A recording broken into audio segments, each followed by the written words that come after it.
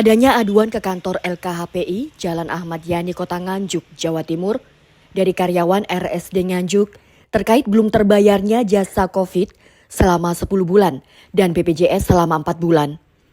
Manajemen RSD Nganjuk melalui Sudarno, Wakil Direktur Keuangan menjelaskan, manajemen RSD Nganjuk telah berupaya untuk segera mencairkan dengan membentuk tim percepatan.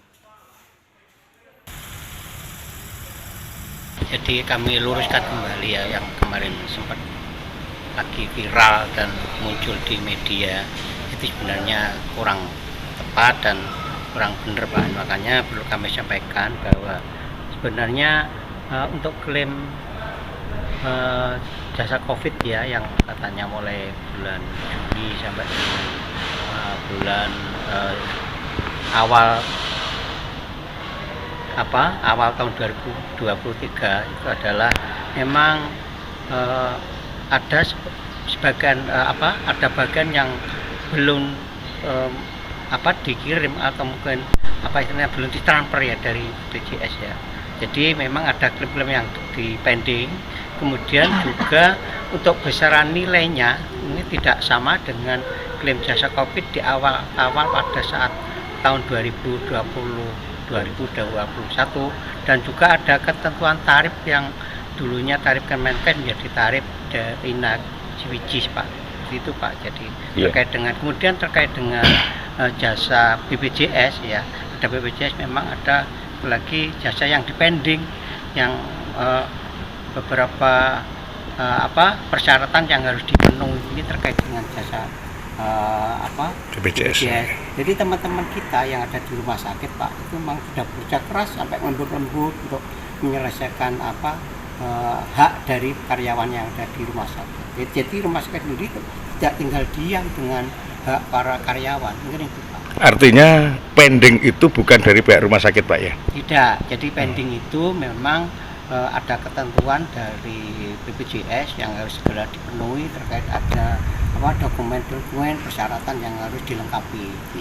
Kalau yang disampaikan Pak ada 774 itu, kebenarannya sejauh mana Pak? Jadi gini, terkait dengan tadi yang disampaikan oleh mungkin yang pelapor ya, itu tidak benar. Tapi yang pertama karena dia juga bukan atas nama teman-teman juga, di atas nama pribadi dia sudah mengakui kesalahan dan kekeliruannya itu ya, karena itu adalah untuk kepentingan pribadi. Kemudian dan untuk besaran yang telah disampaikan misalnya masing-masing orang mendapatkan 7 juta itu ya enggak benar sekali, itu malah salah itu ya. Itu sebenarnya besarnya tidak sampai sebesar itu karena klaim yang diterima juga tidak sebanyak itu Pak. Jadi gini Pak, untuk besaran, jadi memang untuk besaran jasa yang diterima dari karyawan itu memang paling banyak 35% dari jumlah klaim yang diajukan. Ya, tidak semuanya misalnya sebesar 100% dibagi jasa semua. Lain untuk biaya operasional gimana nanti, beli obat, beli makan, beli alat kesehatan. Jadi Bu Direktur itu sudah beberapa hari kemarin sudah memerintahkan dan menunjuk tim percepatan pengeluaran jasa Pak. Lembur terus sampai di rumah juga dikerjakan. Jadi teman-teman itu sudah siapapun Pak, jadi seluruh karyawan kalau menerima jasa itu kan senang.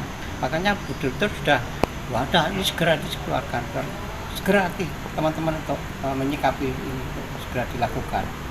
Iya, jadi gini Pak, Bapak Ibu dan karyawan semua teman-teman kita, jadi pada prinsipnya manajemen itu tetap berusaha.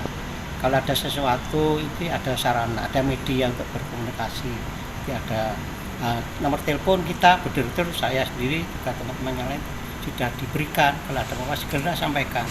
Jadi karena kita adalah keluarga besar rumah sakit, kalau ada apa-apa monggo ada fasilitas untuk dikomunikasikan karena semua persoalan kan bisa diselesaikan dengan musyawarah seperti itu.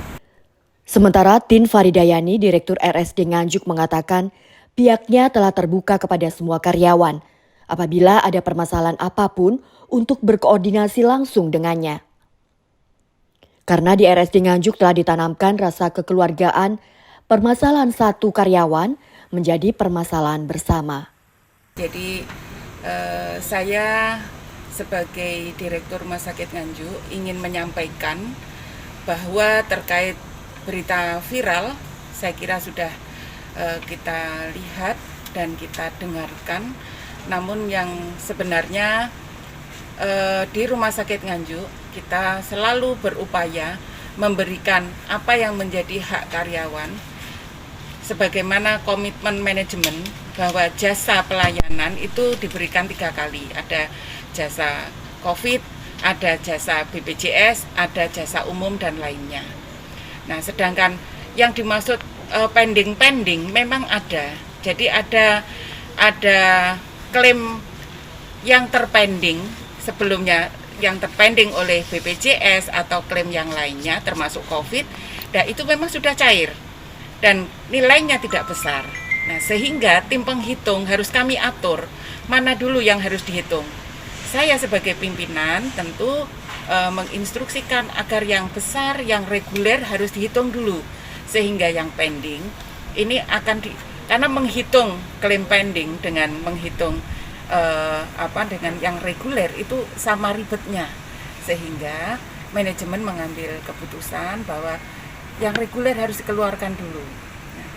Namun dengan melihat situasi yang berkembang saat ini, kami sudah menyiapkan tim percepatan penghitungan jasa, di mana yang pending dan menjadi hutangnya rumah sakit terhadap karyawan itu kami lakukan percepatan. Mudah-mudahan dalam waktu yang tidak lama ini semua yang kekurangan terhadap jasa yang belum terbayarkan akan bisa diselesaikan.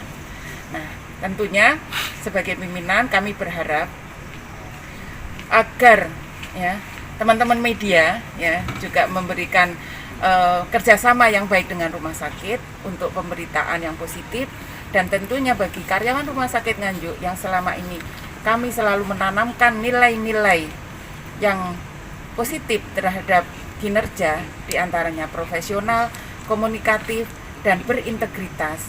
Tolong, kami semuanya termasuk saya ada di dalam grup yang ada di teman-teman rumah sakit, dan nomor HP terbuka. Ada komplain, ada keluhan, ada pertanyaan yang mungkin tidak terjawab. Saya terbuka untuk bisa menerima WA, memberikan penjelasan. Setelah mendapatkan penjelasan, Risan, karyawan RSD Nganjuk yang mengadu ke LKHPI mengaku untuk kepentingan dirinya sendiri, bukan mewakili 774 tenaga kerja lainnya. Ia juga telah membuat pernyataan menyesali perbuatannya. Surat pernyataan bahwa laporan yang saya berikan kemarin ke media itu, itu bahwa itu murni kepentingan saya sendiri, Pak. Yang bertanda tangan di bawah ini nama Risan Mahasi Amades, pangkat atau golongan transporter uang teratai, menyatakan bahwa saya telah melakukan kesalahan, telah memberikan informasi mengenai jumlah jasa sejumlah 6 juta sampai 7 juta ke media. Padahal saya tidak mengetahui nilai jumlah klaim yang telah terbayar. Saya melakukan ini tanpa dukungan dari siapapun. Saya lakukan atas inisiatif sendiri dan berjalan sendiri. Dengan ini saya sampaikan permohonan maaf saya terutama kepada pimpinan saya, Dr. Tim Faridayani beserta jajaran manajemen. Dan saya siap menerima sanksi yang diberikan manajemen dalam bentuk apapun. Saya akan mengklarifikasi ke media bahwa informasi yang saya berikan salah dan saya tidak akan melanjutkan ke pengadilan. Demikian surat pernyataan ini saya buat tanpa ada tekanan dan paksaan dari siapapun dan tidak akan mengulangi kembali perbuatan saya yang mencemarkan nama baik RSD Nganjuk. Dari Nganjuk, Haryadi Swandito, Garda TV.